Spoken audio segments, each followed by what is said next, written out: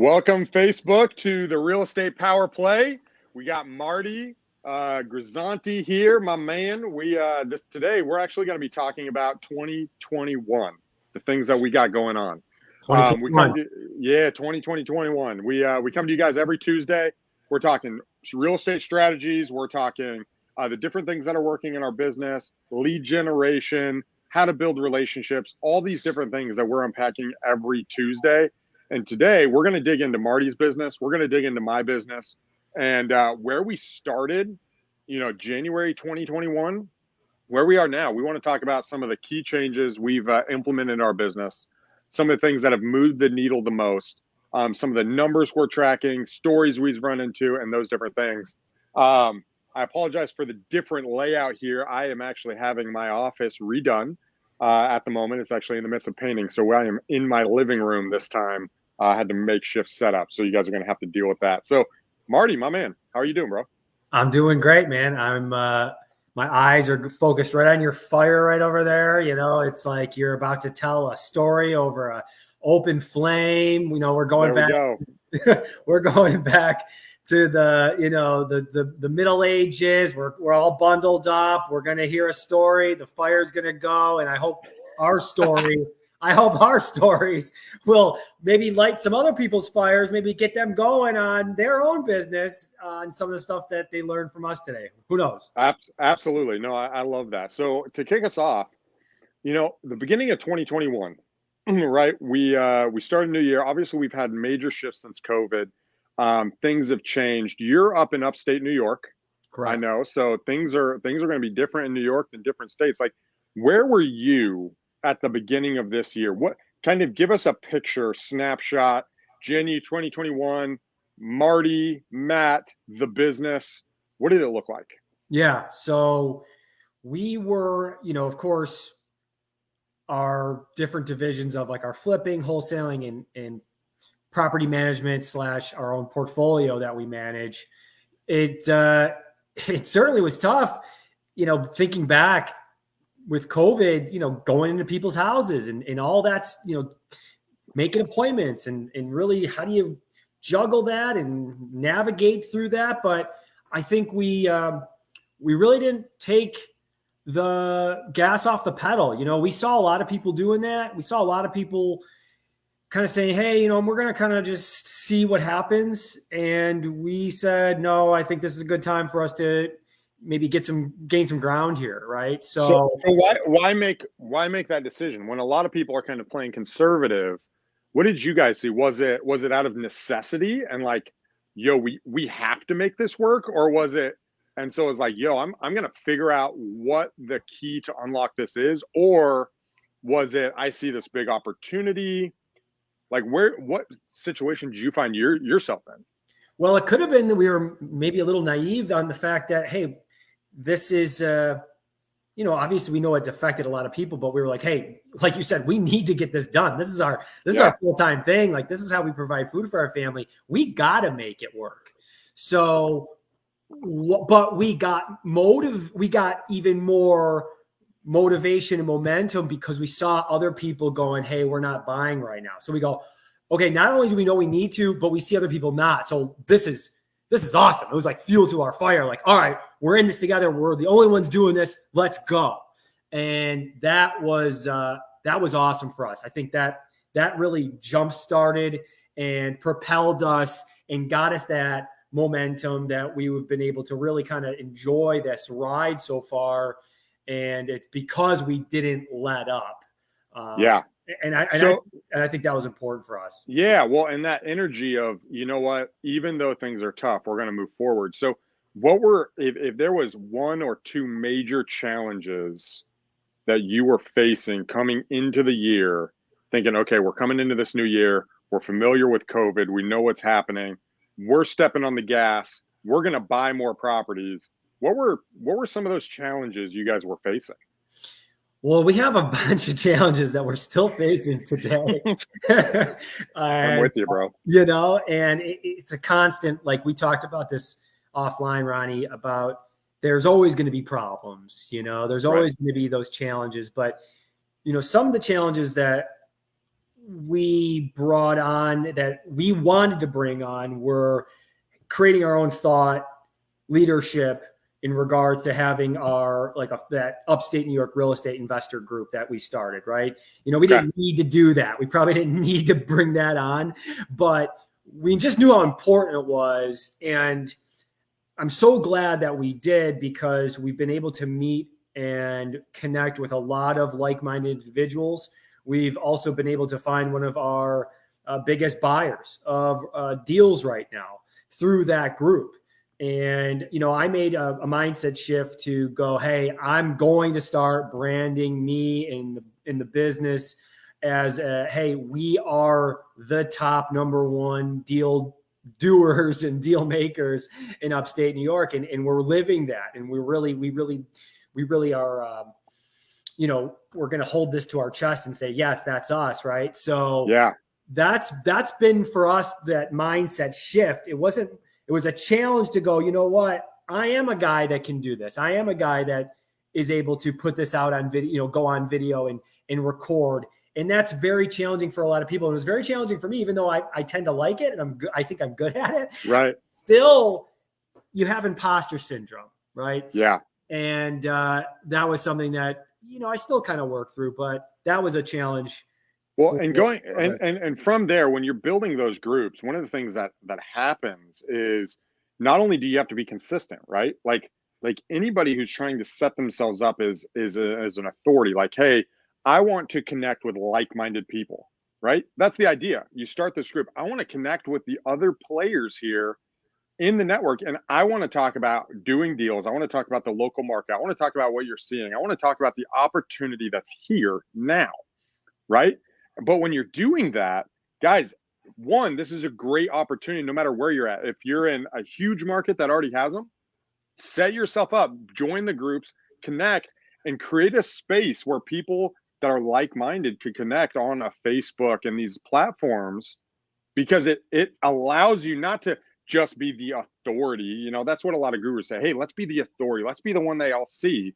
But hey, I want to connect with peers. I want to connect with other investors. And if you take that approach, one of the things that we did, even me and you and Mark and Gabe, we just wanted to connect together. We wanted to share experience. We wanted to connect in creating this and say, you know what? I want to hear what Marty's doing. Marty wants to hear what Ronnie's doing. Gabe wants to hear what Mark's doing. And what are we doing? And so you bring that together. But the challenge is you have to be consistent, right? I think what you're doing the 3 times a week, right? Like you're jumping on 3 times a week and like, hey guys, let's get through this week. Let's start Monday strong and let's finish Friday strong. Let's have a strong Monday through Friday in here. And guys, if there's one thing that is not taking place in the marketplace today, is people being consistent, right? Think of how many emails you get of, hey, this canceled. Hey, this happened. Hey, sorry, I wasn't able to get here. Oh, I was going to do that and I forgot, right? Like those elements, if and we all have it. Don't get me wrong. Like we all fail at it in some portion. But the more consistent we can be in our business and what we commit to, I think the bigger growth that we have. So we start off, like what it sounds like is January 2021, it was like, okay, we're going to kick up. We want to be one of the major players in today's market, right? COVID happened. People are waiting for a market crash. We're not waiting. We're going to check the opportunity today. We want to connect with other people who are maximizing the opportunity. Absolutely. What is it going to take? Because this is my question when I think about stuff like that is, okay, what's it going to take, right? What's it going to take for me to connect with the other players? It's going to be showing the marketplace that I'm consistent, that I'm here. I'm one of the guys that you want to connect with, as well as I'm open to connect with you guys too, right? And jumping in there. So what were some of the successes you saw in that? So you kicked that off January 2021. Where'd that lead you guys? I mean, what did it produce the results you want? Did it do over, less? What did that look like? Yeah, no, great question, because to us, it was just starting that was important for us. It was just getting something going and not thinking about the result, really not thinking about that portion of it. It was like, hey, let's just put it together and let the score take care of itself, so to speak, right? Yeah. I'm not going to worry about the end result. I'm going to just worry about putting out content. I'm just going to be focusing on the things that I can control, which is documenting my experience of real estate investing, right? That's stuff I can control. I can't control how people, how they react to it, how they take it. I hope they see it in a positive way, but I can't control that. So for us, it's just, hey, we know one thing was going on, Ronnie. We knew that people wanted to have interaction. We know people like to be around other people. So I knew that. I knew people were missing that. Right. So what we did is when we created the group and we got, some good energy from it, we said, hey, let's start meeting in person. So we were one of the first to actually meet. We were going off the grid. Okay. Yeah. Yeah. We were actually doing, live in-person meetings, and people like, hey, can you set this up for a Zoom? I go, no, we're not that. We're not that. We're going to go against the Zoom meetups. I don't like that. It wasn't for me. So we were like, hey, and again, it was, let's find a place where people will accept that there's going to be people there, right? And this was still when you really, it was illegal. So we were a speakeasy of so to speak, of real estate investors getting together and talking. And anyway, we had a lot of fun doing it, and we learned a lot, and we were able to bring people together that have been isolated for a long time. I freaking love it. So back in January, when we kicked off, there was pivoting to the virtual model, being in multiple markets. So at that time I was in 3 markets, mainly doing it. I had some stuff internally with the business. We had built a small portfolio, and we're managing and servicing this portfolio, right? And one of the things that I realized is I had massive turnover in my team. So I think like my whole team turned over. So I realized, look, the results that we're getting are not what we want, and the properties that we're buying are not the properties I want. And the strategy that I'm doing is not what I want in the end result. So what I found is I had been running and gunning for a year and a half, and I realized I didn't like the trajectory that I was going. And so for me, it was like, okay, I've built some of these networks throughout the past. I've been part of mastermind groups. I'm connecting. Man, I need to step back, and I need the right people in the right seats, and I need the right business operating system and the right numbers so I can track every single person. One of the things that I've run into that's been a huge problem for me, Marty, is I'm going and because I'm kind of a visionary type, and I'm just a run at the wall as fast as possible, I tend to be the guy who's like, let's throw everything against the wall and just see what sticks. Well, the problem with that is if you do that for so long, you don't create a replicatable process, right? One of the guys I like, you don't create linear growth. And a lot of people think, hey, the system creates explosive growth. That's not true. What a system does, systems and processes creates a linear growth where whatever result you're getting, it creates a baseline, right? And that baseline can then be adjusted where you have, like, think of a dial, right? Think of even the gas line on this fire, right? I can pull it down and it'll detract, right? And it'll turn off, or I can turn it up and it'll go full. That's what a process or a system does, right? Where I can turn it up and it can add influx, or I can turn it down, but it creates a linear process. And so what I found was, hey, we have a lot of chaos in a lot of different areas. I've got, 50 something properties we're managing and one person managing them. I've got, a number of them not paying and not a streamlined foreclosure process.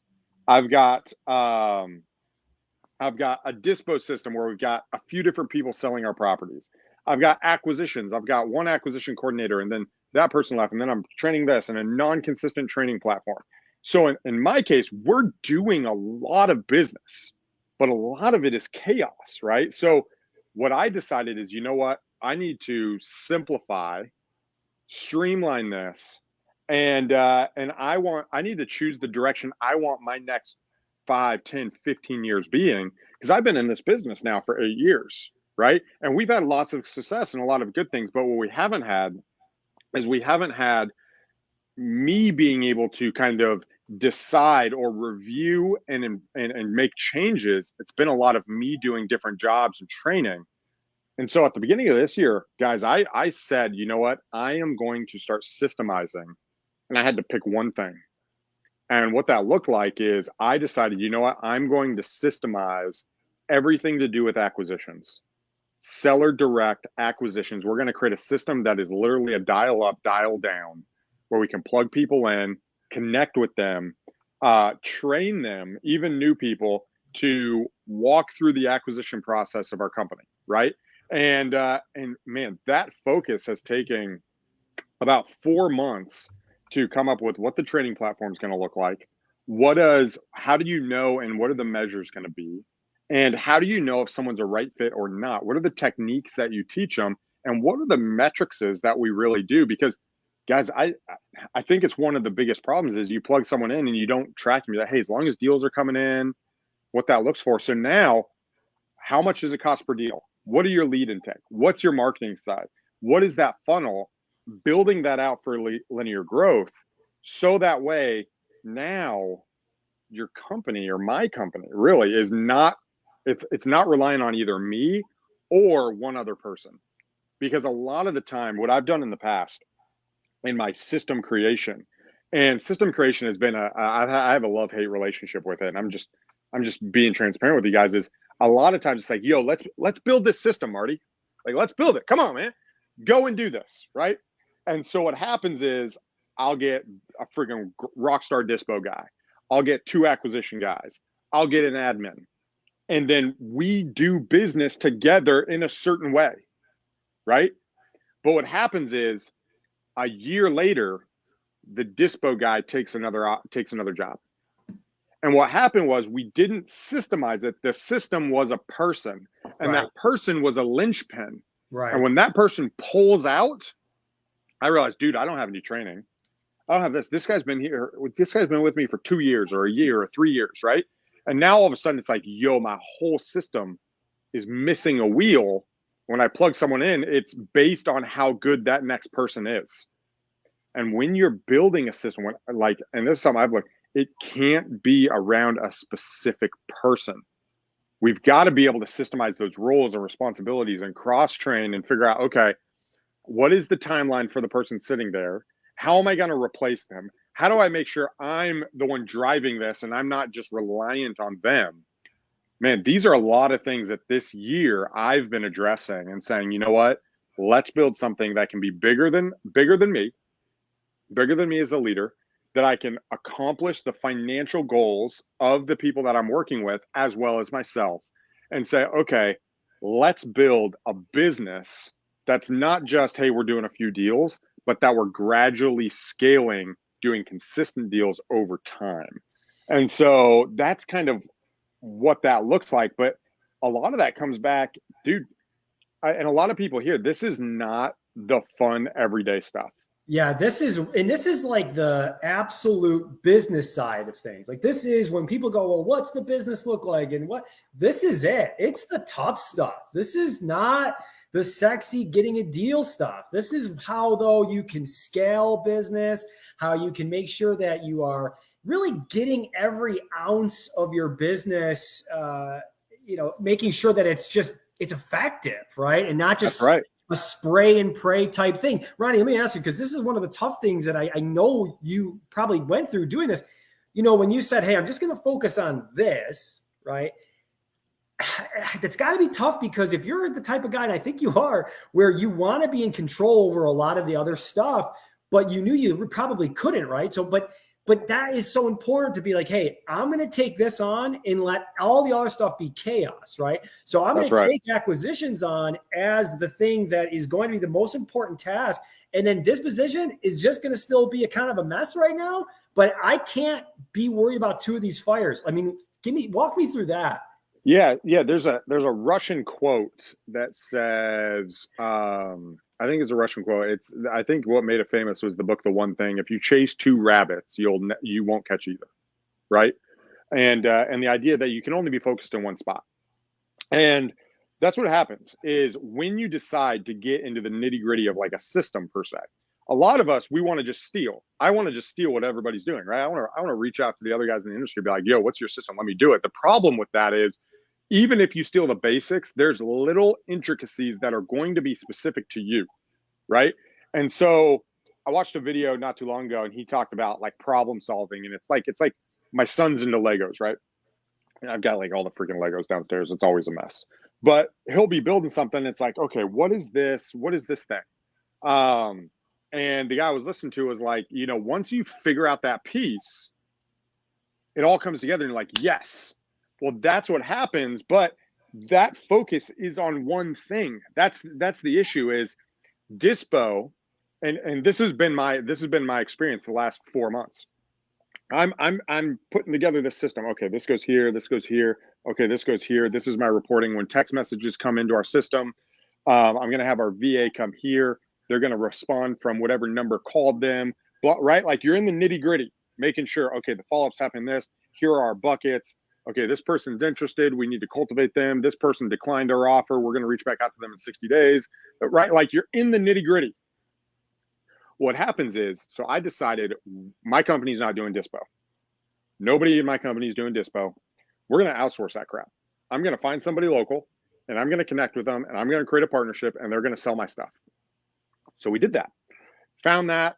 We started doing that, and there were some issues. I'm not going to get into all the issues right now, but we had to live with that chaos and handle it while I'm sitting here focused this, because I want this to be a dial system. I want this to be something I can rely on as a business owner, right? If there's only one thing, I decided as a business owner, I want to make sure that I can find and contract deals reliably. It's not just one person.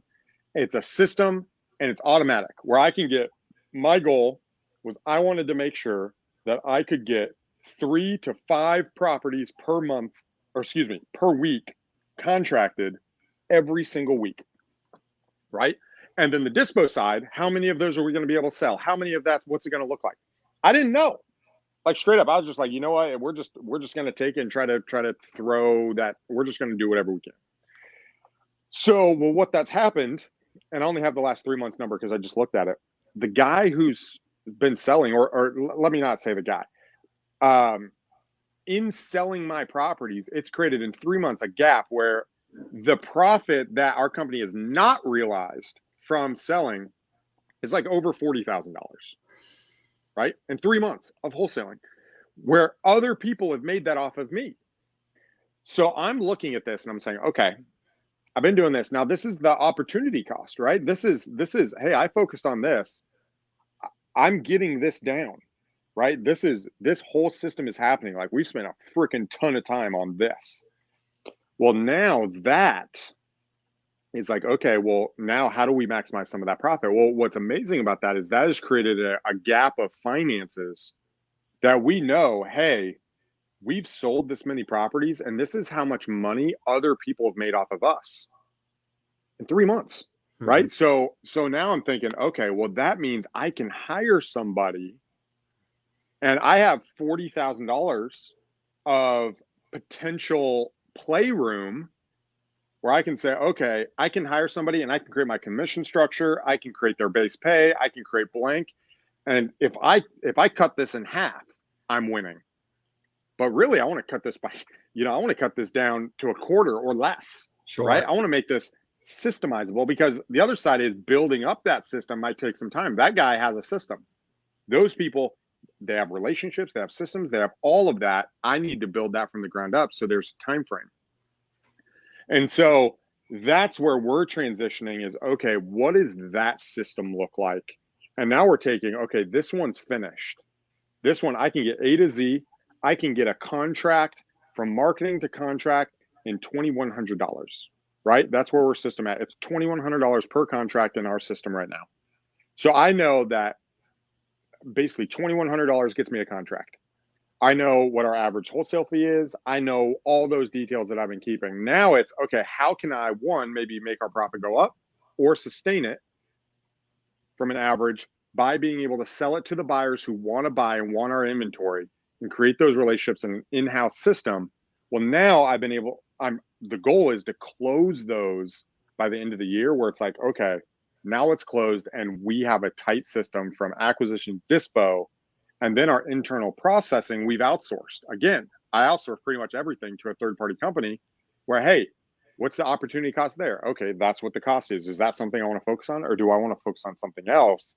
And if you can take this small approach, you can gradually take your company and you can streamline it.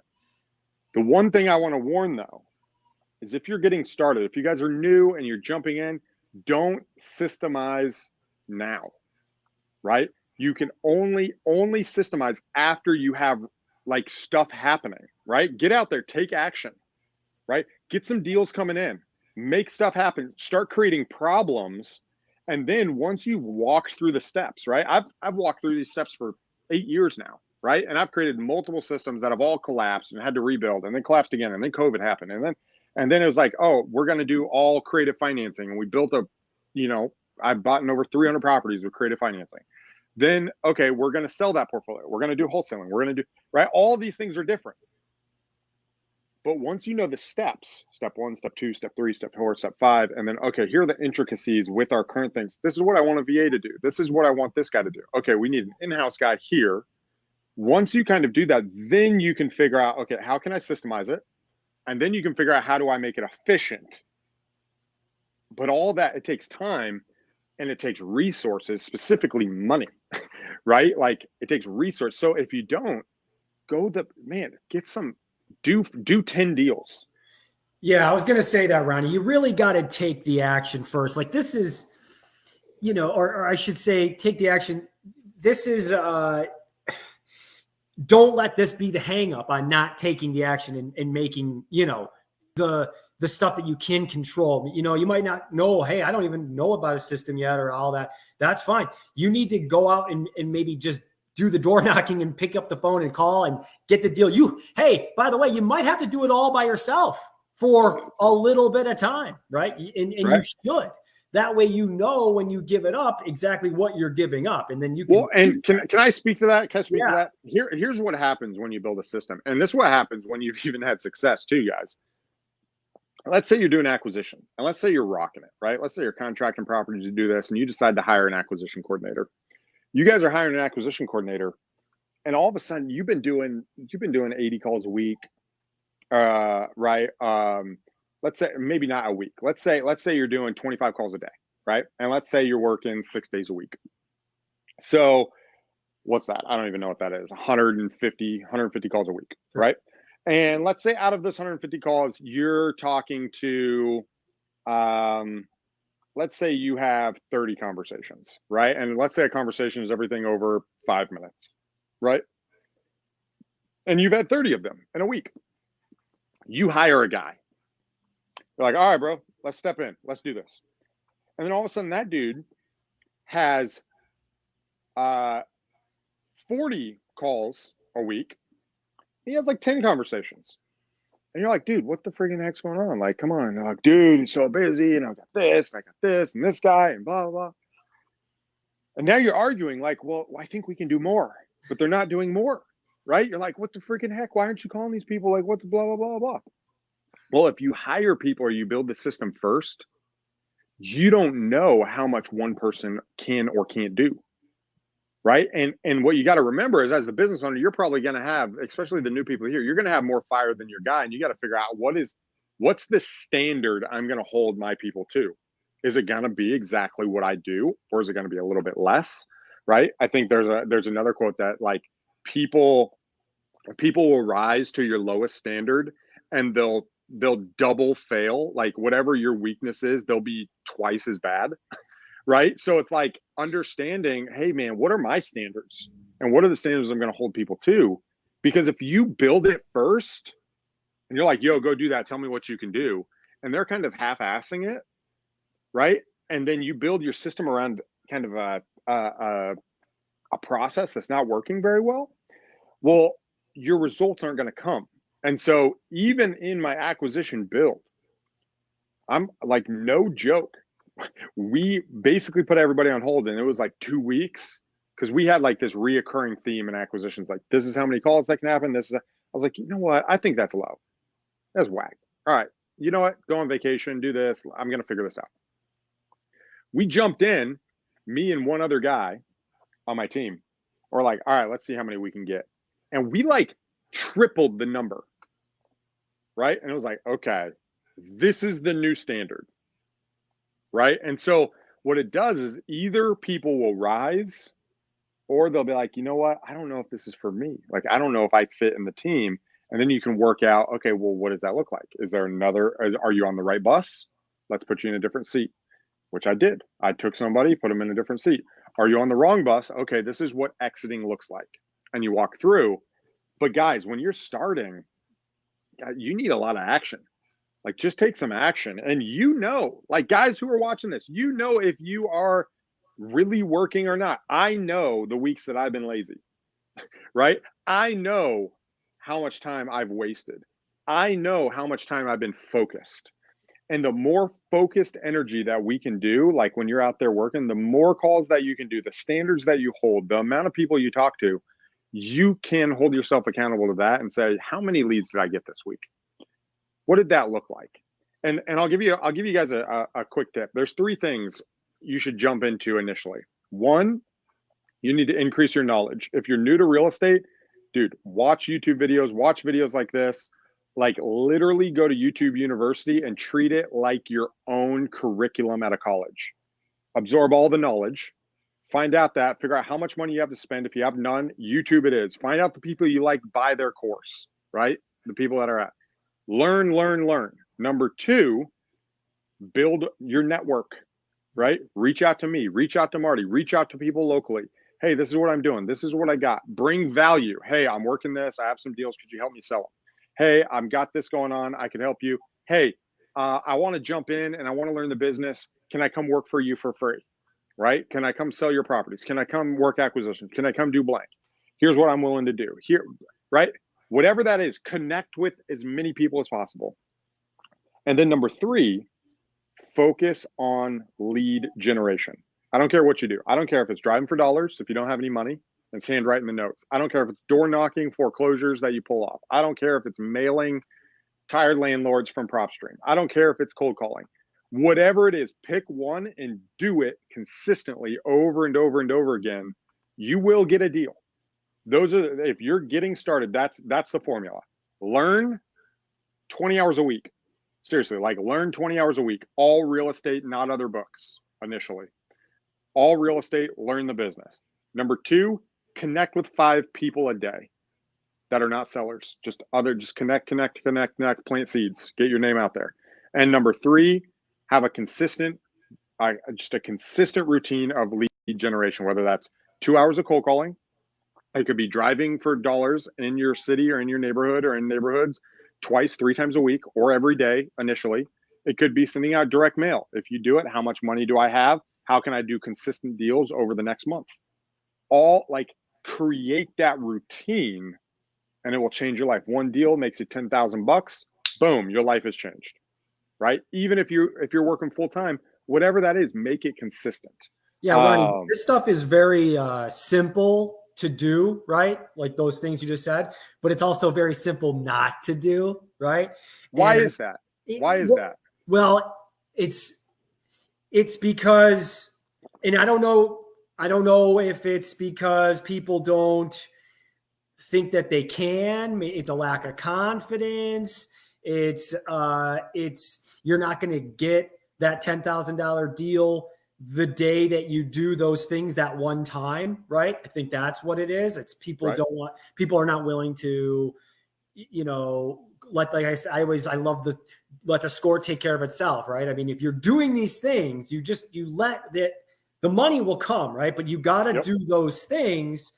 I'm with you on one thing in particular, and it's people are not focusing enough, I don't think, on revenue generating activities. And that is number 1, lead generation, right? Or, doing those things like, it's like, well, I did this, I've talked to a realtor today and I got my website set up and I got it's like, you're not spending enough time on RGA, revenue generating activities. And I think because all the other stuff can be worked on, right? But this is the stuff that gets you paid to keep it going, keeping the fire going. That's right. And really how important is momentum, right? In business, Ronnie, it's like you need to get the money in the door. It's got to happen, right? Yes.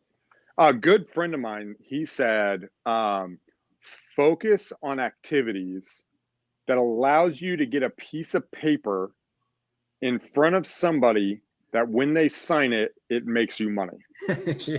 Right? Like a really good friend of mine, I've known him for a number of years. Pretty simple.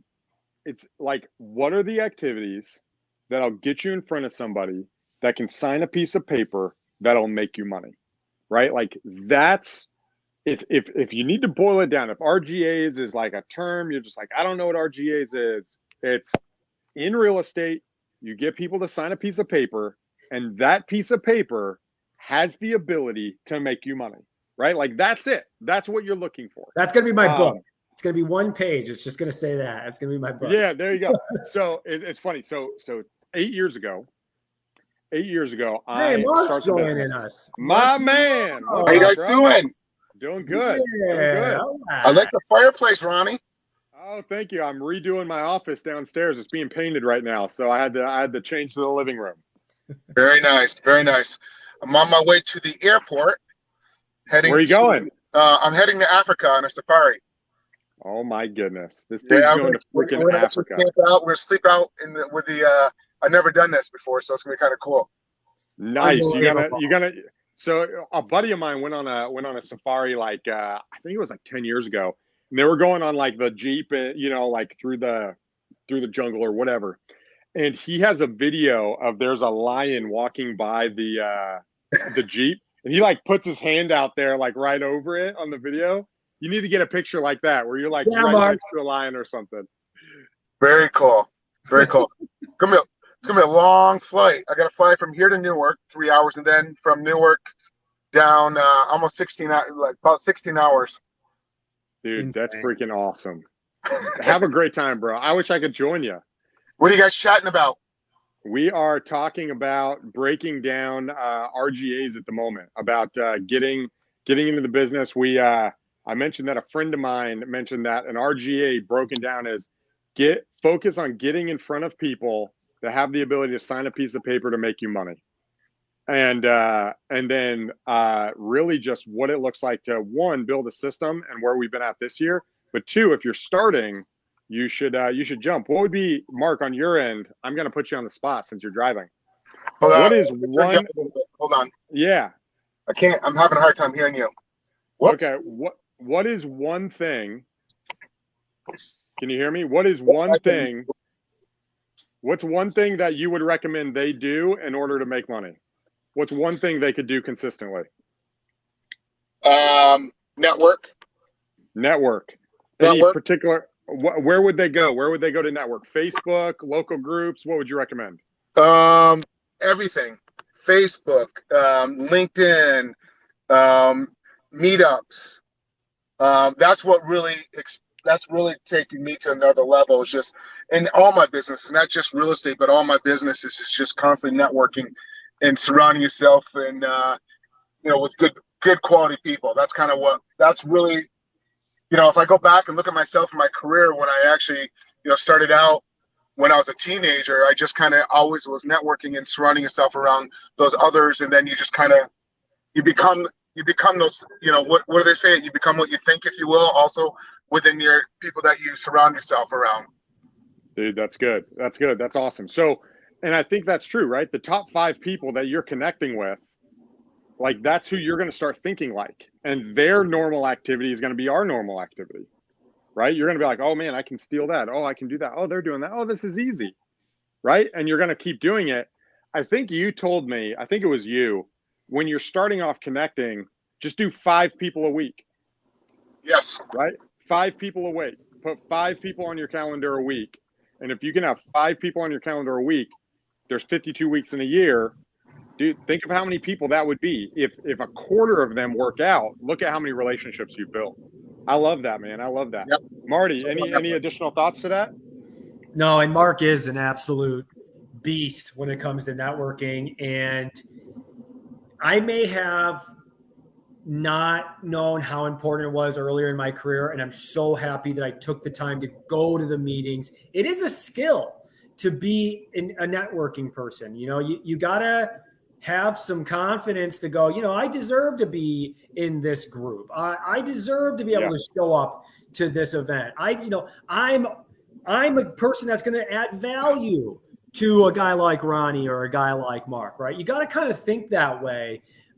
Or in the beginning, if you just need to be someone who just is a wallflower, you got to be someone that's a wallflower. If you're not ready to dance on the floor yet, that's understandable, but you got to get yourself out there, at least get into the club, you know, at least go to the event. So it's, I think it is something that will change your business. It will change your life because it will give you confidence. It adds a lot of different things to your person, your personal business, as well as your actual business that you probably wouldn't expect. So I just wrote down the 5 people a week. I think that's great.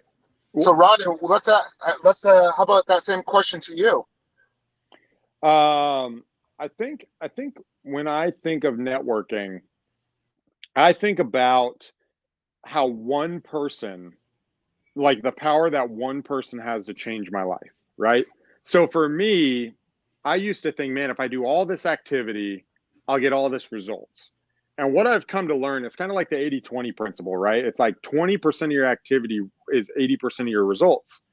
And I've come to think of it as like, man, all I need to do.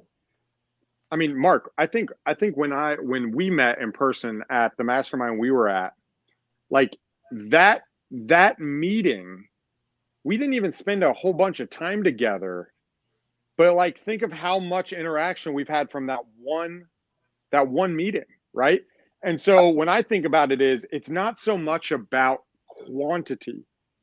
It's not about knowing 5,000 people, right? It's about, I'm going to go to this group and I'm going to meet a bunch of people, but my goal is out of this weekend to connect with one person and to really kind of hook into a relationship with them, right? Maybe 2, but you can't spend that much time. So I might go out to lunch. They might ride with me in the car. We might go here, and I kind of attach myself to them. That sounds like a really bad term. If they don't want to connect with you, then don't do it. But like, I connect with them, and then that ends up springboarding into. So when I think of relationships, that's what's been my success is. It's not that I've had a bunch. It's that the ones that I've connected with and I've gone deep with, it's like, hey, let me solve a problem for them. Let me help them, and let's collaborate together. Man, I've made so much money. So, guys, I gotta just run. doing that. All right, take it easy, Mark. See ya, Mark. And I think, shoot.